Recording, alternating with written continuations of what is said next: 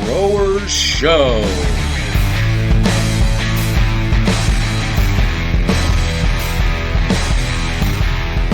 What's going on, world? Welcome to the premiere episode of the Home Growers Championship podcast. We are here to talk about what's going on in the future, give you a little introduction to some of the coordinators, tell you what we plan for with the podcast, and yeah, just overall have a good time. Talk about cannabis and everything that it's good for. My name's Justin. I'm here with Ian, Derrick, Dave, and Steve. And we're going to tell you a little bit about ourselves to kick this thing off. So, Derrick, you want to introduce yourself, brother?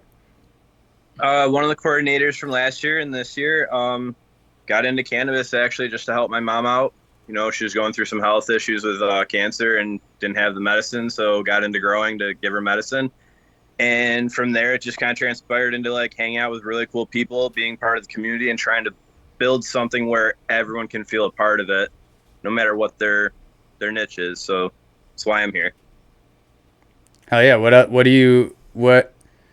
I know a little bit of what you do, but what do you like to do inside the cannabis space? There's one thing I'm thinking of specifically. Breeding. Yes.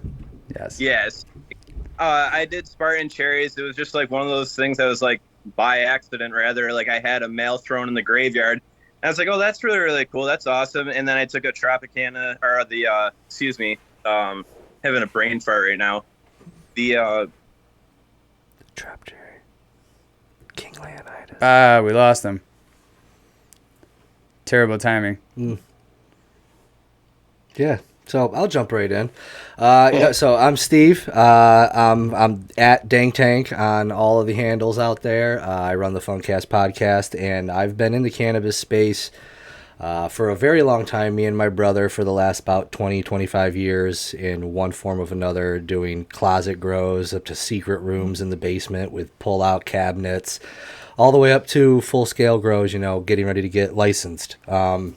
So I'm really here, and my main thing was that growing up, you know, was looked at the stoner, the pothead, the bad kid. Haven't been arrested one time, and just really trying to get it out there that this is not a terrible thing, and the stigma needs to be broken. So this event really gave me the opportunity to put a little bit more out there in that space and show everybody that it's okay to do what you're doing. Hell yeah, man. You are a newcomer to the coordinator side of things, but you were with us for the first event. What did you do last year, if you don't mind talking about it? No, that's fine. I just took what I had, brought out, had a little bit of fun, came out. It was mainly for networking. I wasn't there to, make a splash by any means. It was more to get those business cards, so to speak, to get names, get numbers, get the community, figureheads. And in my eyes, I feel like I did that. Yeah. Hell yeah. There was a lot of awesome people there. We'll get into that a little bit more later. Dave, go ahead, brother. Tell us a little bit about yourself. Name's David, or people know me as Nug Hugger Life. Started smoking a long time ago. Been growing for over 25 years now. And I just love the plant. I started smoking just, like everybody else wanted to, and then I got sick. 28 years now with Crohn's, and it helped me a lot with that, and still does to this day. And just, I love being a part of the community and pushing it forward and erasing that stigma of who we are, what we do, and how involved we really are in the community. Hell yeah. There's something that you actually do that was one of the main reasons we headhunted you and bringing you onto the team. You want to talk about that a little bit? Yeah, so about over a year and a half ago, I started the Battle of the Buds, and it was basically, whenever we could get together. First time it was every week for about 5 weeks, and then we spread it out a little bit. But it's Battle of the Buds, and we bring in 4 growers from New York, craft growers, and kind of judge them, and they battle it out, and the champion's crowned. And I think now we're up to over 40 events that we've had, and September I had to take some time off from it, but we'll have a new event soon, and let everybody know soon.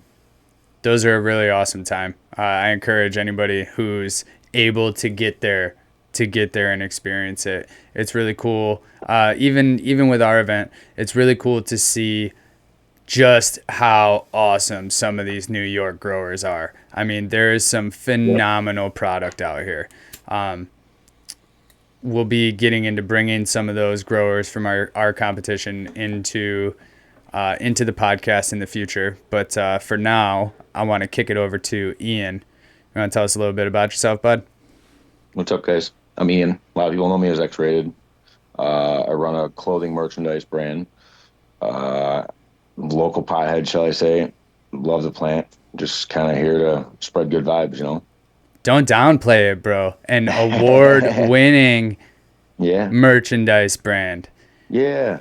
My man took home a medal for the New York Cannabis Awards Music Festival for Best Clothing Brand. Now, hell yeah.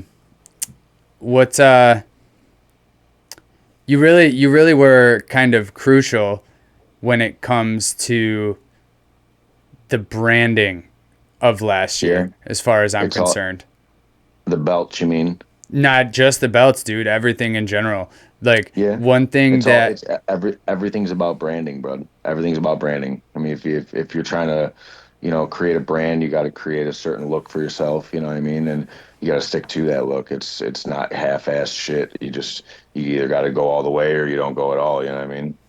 Which is what I love and have always known you for, man. This isn't the first time we've been on a podcast together. No. You were actually one of my first interviews back when I was doing my own little solo gig.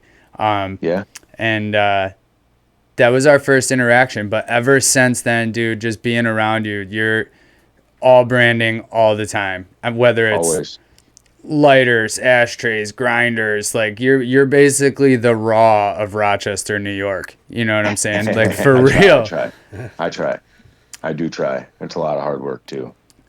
But which you mentioned also, he actually was the one who created the championship belts, which went out as prizes last year to the winners, all winners, People's Choice, as well as Judges' Choice winners for both categories, which were freaking awesome, dude. You did a killer bang-up job. Thank you. Yeah, they were awesome. Yeah, I'm a belt man too, as you can see over there in the corner. I got the gold dangling. Yeah.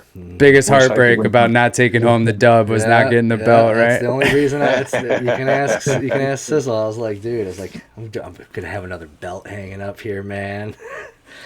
They actually sent us a free one too when we had them made too. So we actually got an extra one on top of it. No, see, that's cool. Yeah. Make sure we know who to go with next time. So I guess that kind of leaves me, since Derrick has been unable to rejoin us at this point. Maybe a connection issue. Justin, I'm sure a lot of you that if you're tuning in, you probably already know who I am. Was one of the coordinators last year at the event. I do a little bit of consulting. Been in the grow game for about 12 years now. Yeah, it's so tough to keep track when you go back into the closet days, because it's not like I had like here's this start date, let me put it in this journal so that if somebody finds me, they can arrest me for all of these charges. You know what I mean? Yeah. But it's somewhere in there, 11, 12 years, something like that. I got into cannabis after leaving the military, as we're going to leave it at that. It was a little bit prior, truthfully. It was a little bit prior, but I wasn't consuming it at the time. I got into growing before I even got into smoking. A lot of my close friends and family really enjoyed smoking, and so I was like, well, let me see if I can mess around with this plant. I was afforded an opportunity to pick up a freaking tree for $50. So I did so, and next thing you know, I'm learning how to clone. We cut up too many clones, and we were off to the races. First grow was amazing product, disaster of a time making it happen. Let's be honest. But Anyway, moving forward. So then I got out of the military and was able to start smoking, right? And stopped drinking, drugs, smoking cigarettes, all of it, just due to this plant. So from there on out, I was sort of inspired to push forward the blessing that was bestowed upon me, right? And really try and showcase what this plant can do to help people. Ended up liking growing more than I even liked smoking, so I went to school for it. And yeah, that's about that. Well, yeah, I mean, I think that's a good amalgamation of people put together. And I can say, like, this event, like, what is it? Looking at it from somebody from the outside, I saw it, like, again, as a way to go in and find like-minded people. That it wasn't necessarily all about vending or even winning it. Yeah, I would have liked to have had gold, but it was more about going out there. I knew there was people out there. Like I had talked to you just from knowing other people that knew you. You knew me, whatever. But I would have never met either of you. So looking at it from the outside, the event's significant to someone that was just trying to get their name out there, get themselves a little bit more comfortable talking in that respect, more than it was really like making a splash, I guess. Hell yeah. I mean, even from this side of the table, it was amazing as a networking tool as well. There are a lot of growers that we're now in touch with that I would have never met had we not thrown that event. You know what I mean? Mm-hmm. A lot of the vending crew, I mean, most of us have been in the cannabis event space since legalization came about and sort of opened up that little bit of a gray pocket area there for a while. So we knew a lot of the vendors and whatnot like that. But as far as growers, there was a lot that came out of the woodworks that you would have never, I mean, not that you wouldn't have known, but if you weren't looking for them, right, you wouldn't have known, right? So that was really cool. Before we get too far off, I do want to mention just a few other coordinators that were involved that you can look forward to hearing from in the future. We've got Ruby from Native Hype Mart, Jesse from Shaman Medicinal Dispensary. They're awesome. Can't wait to get them on here so they can tell you a little bit more about themselves. We've got Rob from Jolly Pod Farms. Don't forget the second B. And Larry, we've got John. Both of them are coming from the Slacktivist team, which has been a really awesome company that's pushed its way into New York with legalization, and it's done a phenomenal job. It's a great product. Check it out if you haven't. But they've also been really supportive of us. I'm pretty sure I captured everybody. I'm going to feel like a jerk if I didn't. No, yeah, we hit them all. I think that's everybody. Yeah. You know how it goes. I think Derrick fell asleep. Yeah, fell asleep right on the end button. Cool. So you're obviously in the podcast game already. You got your Dank Tank podcast. Funkcast podcast. Funkcast podcast. Yeah, just finished up season freaking 1 do on that, dude. I'm sorry. That's yeah, I mean that's how I got in this, It's why I thought this was a good idea. Pushed for this. I already had most of this stuff already set up. It's a win-win. You're in the same town as me. It's convenient. Yeah, it is. Could walk to the studio if I wanted. It's beautiful. FLX studio. Shit. I mean, and we get Dave over here. You could come down too if you want. It's a little far, Ian. It's a little far. Yeah, it's really far. I don't want you to have to drive. I'm definitely gonna set something up at the shop. Yeah, for sure. Because I'm just like sitting here on my couch, Hey, whatever's comfortable. Man, I wish I had a couch. I'm sitting in a computer chair. My dog's looking at me, just snoring as he's standing up. So, like, I told you guys, really, my purpose of it was, like, my purpose of going to this event was, of pushing this event was to get where I am right now. So, like, checkbox, like, aside from the obvious benefits of potential, like, gains, what else was, like, the driving force for you guys to want to do the event? Oh, man. I've been wanting to throw a cup ever since it legalized. Even back when we first started Cannabis Cum Laude, I was trying to work with my partner there at the time, trying to network with the smoke shops and the hydroponic stores. And I was like, man, we got to do this. We got to get out here. We got to be the first one. And that missed the boat on the first one, which not a big deal. I believe all things happen for a reason, and I don't think it would have went off as well if we had tried to slam it at that time, right? So good things come to those who wait. Also, we're going to throw out a whole bunch of random slogans or whatever, if you will. So I think it was about timing, right? And eventually the Derrick, who didn't mention this, but he threw the year prior a cup with his former partner, the DK Genetics Cup, which was a little bit of the basis for how we formatted this one, and sort of took some lessons from that in order to build this. It was a little bit smaller scale than what we threw, but it was an awesome time.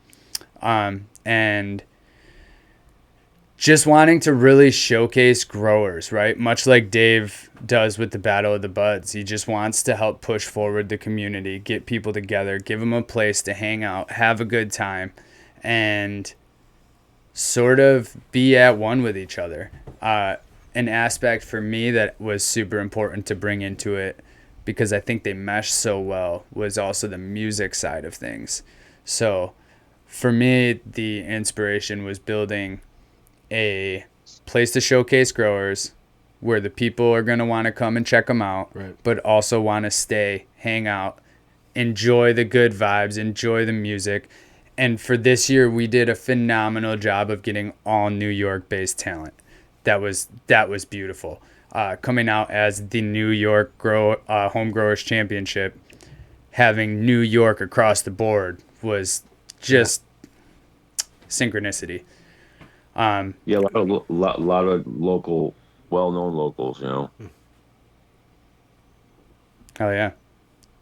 What about you, Ian? I feel like I kind of dragged you into doing this cup. I was like, hey bud, we're doing this, and you're doing this too. I mean, yeah, it's tough to kind of keep everything in touch because I'm not really too social media, you know what I mean? But I did what I could, you know what I mean? It was we had a good time. Got a little hectic towards the end, but what did throwing it mean for you? What's that? What did putting the event on mean for you? You know what I mean?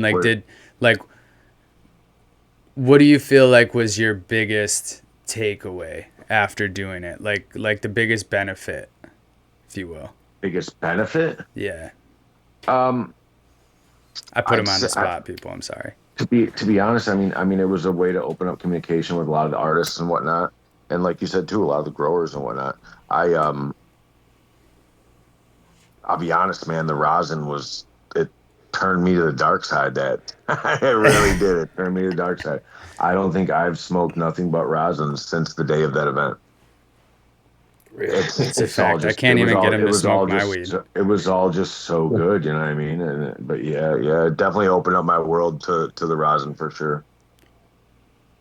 How about you, Dave? We know you already had your toes sort of dipped in, but what ultimately, because just to sort of shine a light on the background a little bit, when we first asked you to come onto the team, originally it was Derrick and I who were sort of trying to put this thing together, right? And we're trying to build a team to ultimately put together a cohesive event, right? And we reached out to you, and at first there was, I hesitate to say hesitation, but there was a little bit of a, maybe give me a night to think about it and figure out if this is the right choice. So what ultimately made you decide you wanted to jump on board? Well, any decision like that, I want to take time to think about it and how it might affect my son and what I do and everything. But ultimately, it was what I manifested in a way. Is I want the Battle of the Buds to be, my vision for the Battle of the Buds was to have a state championship, and boom, I was asked to be part of the state championship, and it's like I don't need to make the Battle of the Buds like that now. That's just going to be like the you know, the weekly or monthly or however I do it, and then the Qualifiers, man. grand champion. So it was really cool being asked a part of it because, after I thought about it, it's like, I mean, they're basically asking you for what you wanted for over 20 years because 21 years ago, yep, 2003, I had a big festival. Well, I call it a festival, and we did, but it was about 150 people in my friend's backyard in way out in Cato. And I had a bunch of bands there and, lots of herb. And I said, someday when it's legal, I want to have bands and music and, have lots of cannabis there and just celebrate it and just to be free. And it was quite amazing when I left there last year and when like the day before and all that. I was like, wow, this is what you've been waiting for forever, and it happened. And I'm more than honored to be a part of it and make it bigger because ultimately it's about the growers. The growers are what through the years have gotten me through it. When I wasn't growing or when I was in between harvest, it was the growers that got me through. I was never someone who liked the beasters or anything like that because I got a taste of it in like 1999 when I started growing, like of how good it could be, So, I mean, it's You just, remember when it was it's been a brick? dream, It was just it's been a dream. swag. When I was 13, Brick man, the first time I ever smoked, it took me about half an hour to get all the seeds and stems out of a bag. Gosh. But yeah, I'd like to thank you again for asking me to be a part of it and Oh, just going to no build it thanks bigger and needed, better. dude. We're grateful that you came on board. I'm gonna shoot a little bit off the cuff here for a second, actually, and I haven't really talked to anybody else about this, but I feel like everybody would probably be on board. I think we need to integrate some kind of system. Just hearing you talk about the Battle of the Buds and the way you did made me think we need to integrate some kind of system that will provide somebody with free entry into our competition, right? And so maybe that looks like every time you win a battle, you get a raffle ticket, and then at the end of, I don't know, I would just arbitrarily throw out December. At the end of December, a raffle ticket gets pulled out of the bucket, and whoever gets pulled gets free entry into the event. Or maybe it's whoever wins it the most throughout the year will be granted free entry or something of that capacity. I think that'd be really cool to sort of integrate them together a little bit more like that, and also incentivize a few more growers maybe to make the trip out to. Can I name drop the place? Oh yeah, for sure. We're all about it down there. So maybe it'll inspire a few more of these growers from Buffalo, Syracuse, Rochester to actually make the trip to Ithaca, to the Speakeasy. It's. I feel like that name has changed a couple times. You say it. It's Mr. Goodies now. Yeah, It is We do Mr. call it Goodies. kind of- That's what the big sign was. We yes. do. It was. He does call it kind of Mr. Goodies 315 Lounge, but originally, I mean, we all called it the Speakeasy because when you look at it, it's like Took them around. kind of like we're going in there, and then when you go in, it's like holy cow! It's Yeah, for sure. knock on the door type private club, and we have a great time there. But I'd love to integrate it, and we've talked about it before. But my thing is, what I'm going to do is the next couple events. I want to have them about every 2 months. This one will be sooner. I'm hoping. I won't talk about it now, but Buffalo might be our next event, and then Ithaca after that. But I want to have at least 8 to 12 before then, and then out of those people, I'm going to before they need to turn their stuff in and apply. I already have a spot paid for them to enter it, so I want to sponsor somebody to be in the cup. That's a great idea. Or if you can. If you almost have to give them the opportunity in December though, so they have the time to do To something. plan Because whether they need to mi- pay for it or not. They might not have something ready to go, and they might have to start something if they want to do that. And you could also December to June, though, but that gives you time. Well, that's what I mean. Like you pick the winner from Yeah. December to June, like, and maybe after January you could I don't Starts know. over. You could, yeah, start it over, or be like, oh, if you wanted to do it, like you could yeah, you could say autos, but still, it's half a dozen one way. Well, Whatever. I can even go back. I can even go backwards a couple months now and pick some people that, and keep that till December, because we've had quite a few battles. And Christmas time, or New Year's, I want to have a big battle and have some of the big winners come from Buffalo, Rochester, Ithaca, and meet somewhere in between and have a nice battle. And I'm always looking for judges, so if anybody wants to, hey, just send a message. And I like to spread the love of, being a judge and experiencing it. And but you can't be an amateur. Sorry. I'd be a judge. Oh hell yeah! I can be a judge. They don't do rosin there, at least not yet. I'll smoke flower for the day. We have done rosin before. We've done edibles before. Rosin. No edibles for me. Not a lot of people like to enter rosin competitions, but I had to cancel last month due to some issues, loss of a friend, medical. So I had to cancel the one in Buffalo. But that one was supposed to be a hat pull contest. Oh, okay. And I think I'm going to do that again, and then do like maybe a team event where I have someone who does edibles, someone who does rosin, and someone who does flour, and have them all enter something like together as a team where they used each other's stuff, and then like have a team battle in some way. But it's hard to figure that out, and that takes a lot of people. But I want to change it up this year, and so it's not always just 4 people. Keep it fresh, yeah. I like that. Yeah. And the cool thing is that we do have a website now. Sorry if I shouted out. We do have a website, and within about 2 or 3 weeks, it'll really be going. I'm still learning how to use it, but it's botbny.com. And it looks pretty cool. Nick takes photos, who did some of our video stuff, and from B Social Company, helped me out with it. Yeah, I was talking to him at your birthday bash on one of the unglued tapes. He was there. Yeah, we chatted him up about his photos for a little bit. He seems like a pretty good dude. Yeah, he takes some great photos.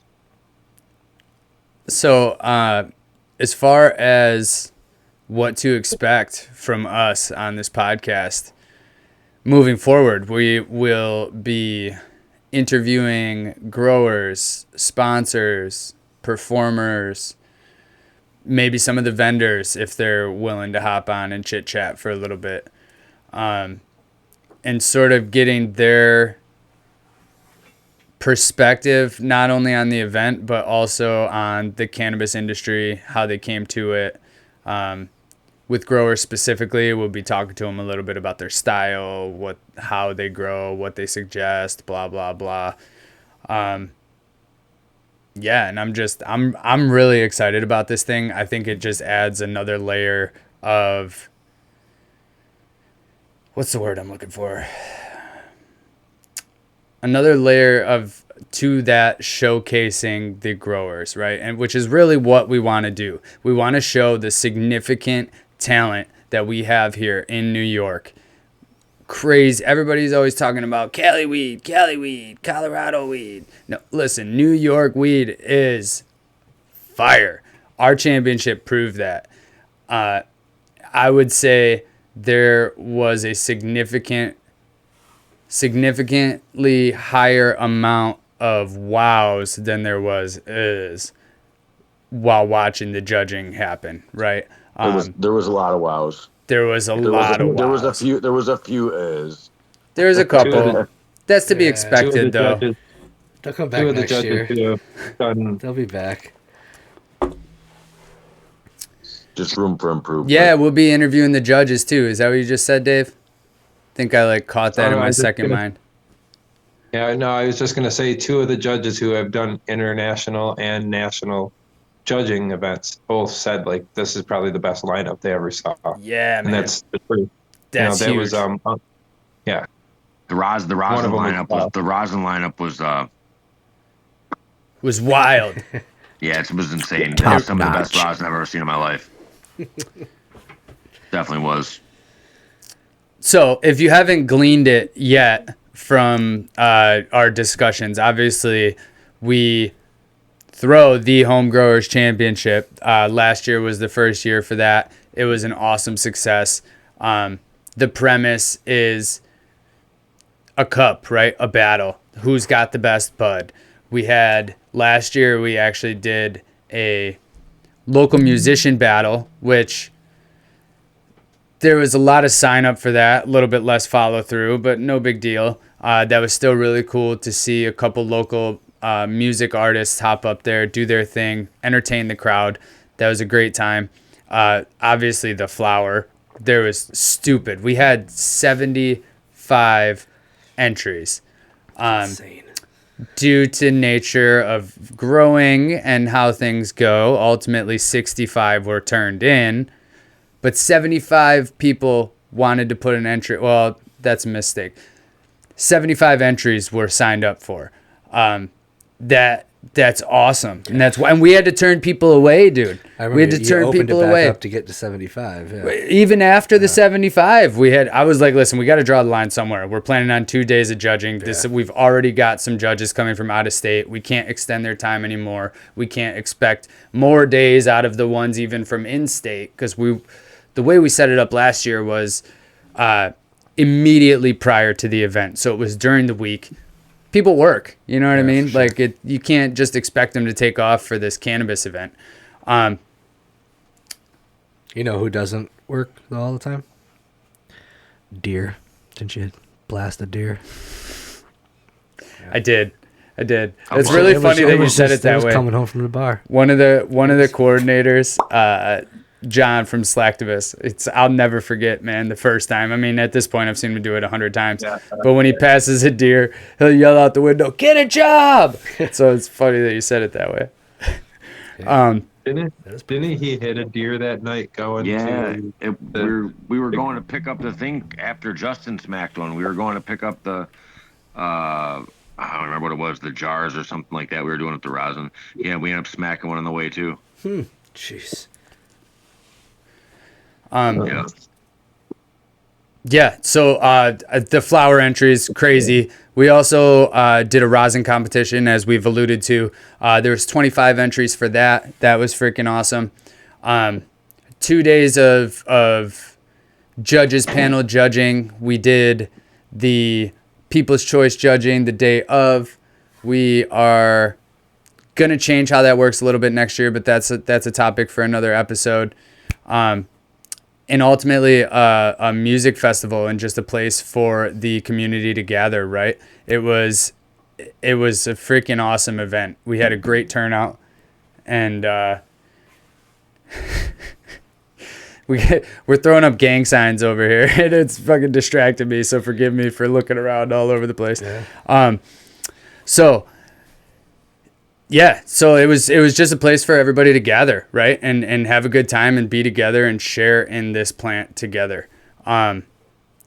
Huge shout out. It was held at huge shout out to Jesse from Shaman Medicinal and Ruby from Native Hype Mart for letting us use their land to be able to conduct this. It was a massive open field that we got to take advantage of. Well, it wasn't always, right?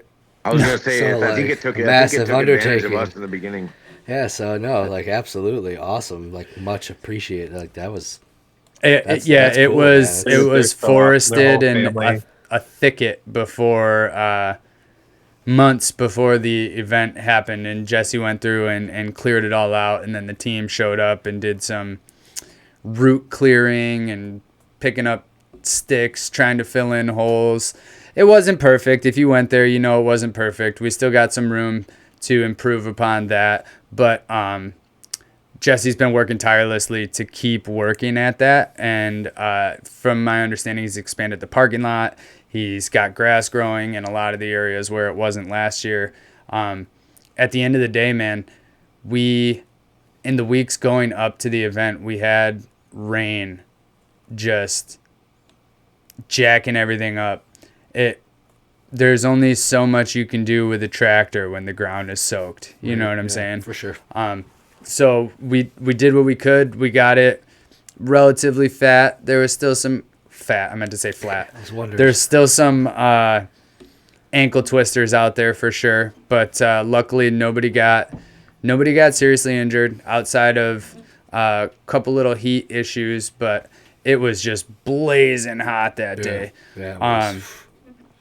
I think it might have been a remember moving record my high tent for and my the whole date. setup, like out a foot and then back in a foot just to get that extra foot of shade as the sun moved.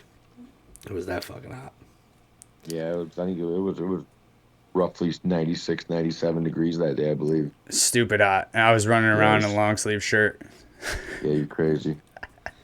Yeah. I probably went. I went through like 6 shirts. Really? Yeah. I cut the sleeves off of mine and then wore them as a headband. There you go. Ian gets a little bit sweaty. He's got to get rid of it and get a new one. Yeah. Just I right in had the my Michigan trash. fan running all day with ice water. What the hell's that? Yeah, the ice runs were nonstop that day. Crazy. So yeah, it's kind of a basic gist and overview of what the event was like last year. We'll dig into that a little bit deeper through these interviews, as you guys will see moving forward. I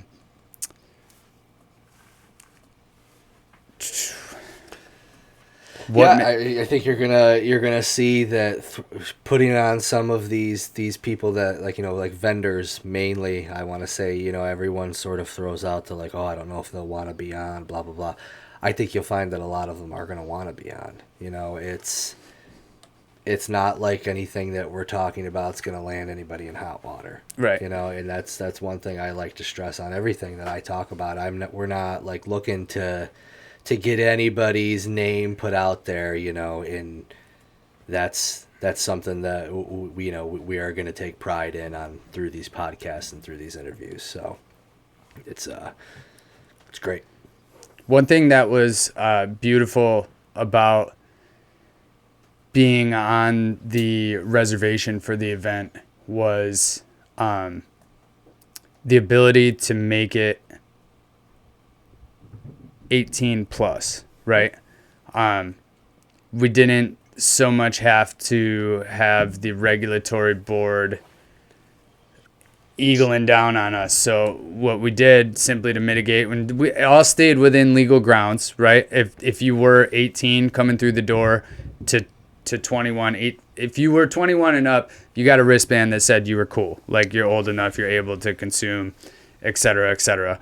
And under was a different wristband, and so it kept it simple, kept it safe, but it really opened it up so that let's be real, man, these freaking 15, 16, 17, 18-year-olds, they're already getting into this. Like it's not something that they're being introduced to. Yeah, you know what I mean? Like they're already gives them the opportunity to learn as well. You had classes and like sort of like educational things going on there, which is something we want to expand on for next year. It's there's devices, there's things out there, there's techniques, there's nutrients that work on everything. It's not 100% geared towards the cannabis plant. You can do anything that we're doing there can go, and you can apply it to damn near anything that you're growing.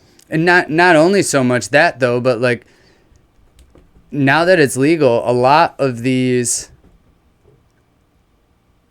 licensed operations, specifically on the cultivation side, are probably going to be looking for somebody who's got some sort of paperwork to back up that they know what they're doing, right? Which I'm hinting at college. And in college, you're typically going when you're 18 years old, right? And you're learning about the plant.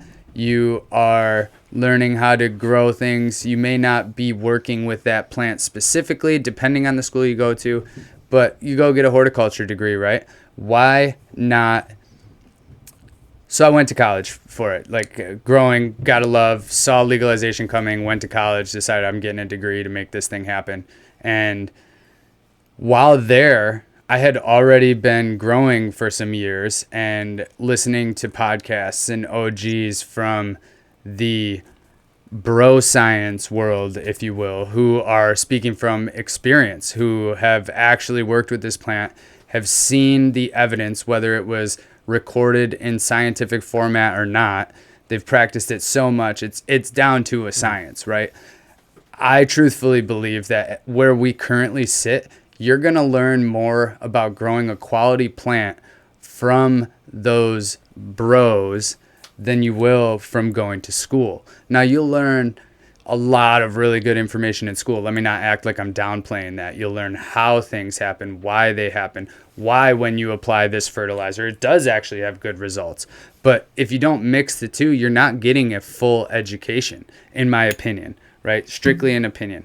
And so being able to expose the younger generation to the environment, sort of see how it works, see what other people are doing with this plant, it gives them something to aspire to. It gives them something, like if they're already in love with the plant, maybe it's through family, maybe it's through friends, maybe it's simply they just think it's cool and want to get into it.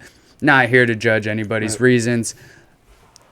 It gives them something to look forward to when they are old enough, right? And maybe they won't even ever become a consumer. Maybe being exposed to that environment will make them go, not for me. Maybe it's not for me, you know? But I always like to compare it to alcohol, right? Like you have plenty of concerts where there's alcohol served and you could have kids running around and they don't care. Nobody cares. So what, in my opinion, is the difference between that and cannabis? Like, there shouldn't be any. If anything, I personally think that alcohol is more dangerous, right? As far as when people get inebriated and alcohol, there's the potential that they could get mean or violent. 99.9999999% of the time, if somebody gets high, they're not going to get mean or violent. You know what I mean? They're gonna eat some food or pass out. Like, spend a lot of money on some DoorDash. Right. Yeah. Boosting the economy, people. That's what we're doing here. Oh, that taco's worth $8 for sure. No, and that's something as well. You know, I want to see this thing keep going. So even built into the website, you know, you've got to self-verify that you are of age in the state that you want to compete in, to utilize, and I think possess is the wording that was on it. I didn't know there was a knife tattoo on your head. What? Me? Hell yeah, dude! That is badass. Oh, sorry, just blew my mind. If you've never had any of my man's food, you're missing out. Oh, his food? He cooks his food? He could cook. Shit, man. What kind of food you cook? Everything. Oh, you do some barbecue? Yep, I'm good at that one. I'm good at barbecue too, man. What's a barbecue off? Every Memorial Day. I need to get that signature, so I might as well come eat some of your barbecue sometime. Steve makes a mean brisket. Yeah, I make some brisket mac and cheese. Memorial Day. I'll make you good pizzas too. Oh, that's good. I forgot where I was going. Anywho, yeah, no, there's it's all built into the website, you know. So it's we're not going out here asking people to do things or enter. We're trying to our damnedest to stay within, you know, regulation, and it's awesome. You're going to be able to use that website to register, pay for your entry. You're going to be able to pay for vending through there. We're ticketing. Eventually, we're going to get some plugins to work on the website for ticketing. It's going to be glorious. Everything will be done through there. The best you ever seen. You'll be able to do everything through there, which is shout out to you, Steve, for getting that done in such a freaking expedient manner. My guy came on the team and was like, here's how you upgrade your efficiency game. And I was like, oh, shit, I got to start working Try to get those digital tickets. So even if people were to come into any stores anybody works at, you know, oh, you want a ticket? Fuck, beep, just scan that shit, you know? You can pay normal fees just like any other event that you're going to and not have to worry about it. If you want to do the cash game is always great. You know, cash is king, but a lot of times people don't have cash on them. Not saying people should extend themselves, but, you know, some people don't believe in cash. Yeah. You know, I don't carry more than like $20-$30 on me. So, shit. It's enough to buy me a DoorDash on the side of the street if I needed to. Can't even do DoorDash for cash anymore. They'll take cash. Text them, be like, I don't have a card. Come to me and I have money. They'll come. So I think that brings up an important point definitely go check out the homegrowerschampionship.com right now and go add it to your favorites bar. That's going to be the best place to get any event info that you're looking for, whether it be the rules, the regulations, the applications, or even check out new merchandise. As stuff is rolling out, that's going to be the best place to get it. Right now the brim's on there. This brim. Right here. I don't know if you guys can see These it. hats are fire too, by the way. Yeah. Next round of hats, though, I'm going to upgrade to this logo. Yeah. With the darker distress on it. Yep. And yeah.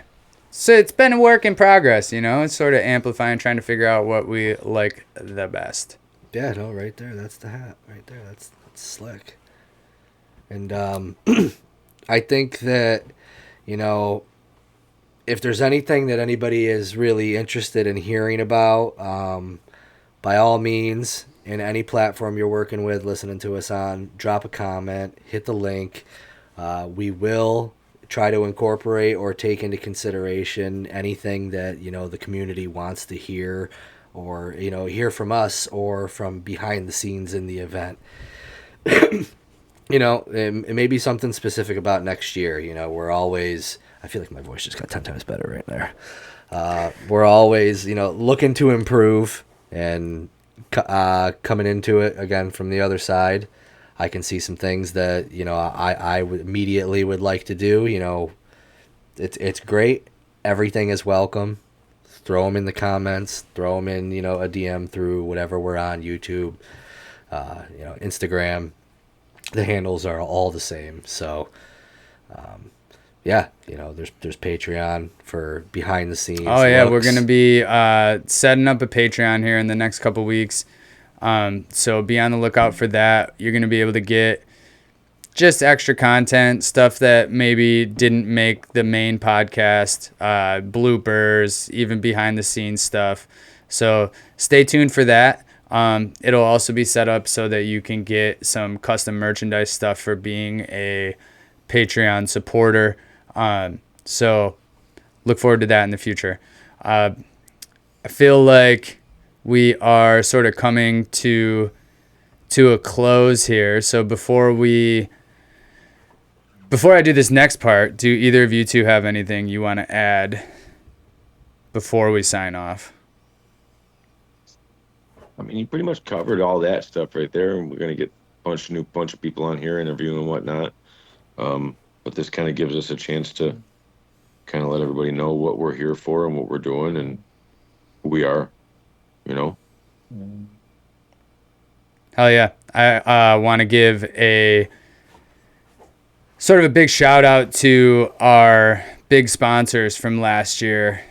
Before we sign off, I want to thank you to Canatrol, #Hydro, Power Plant Fest, Bokashi Earthworks, Black Dog LED, Alien Labs North America, seedsherenow.com. You guys were awesome. Also Root Nerds, and